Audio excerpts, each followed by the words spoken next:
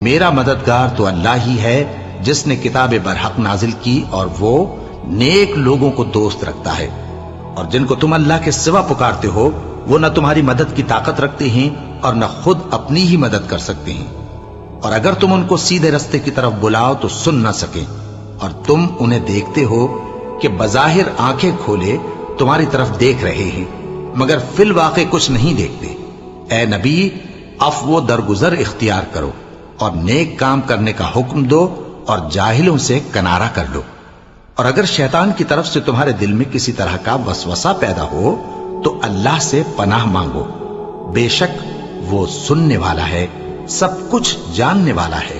جو لوگ پرہیزگار ہیں جب ان کو شیطان کی طرف سے کوئی وسوسہ پیدا ہوتا ہے تو چونک پڑتے ہیں اور دل کی آنکھیں کھول کر دیکھنے لگتے ہیں،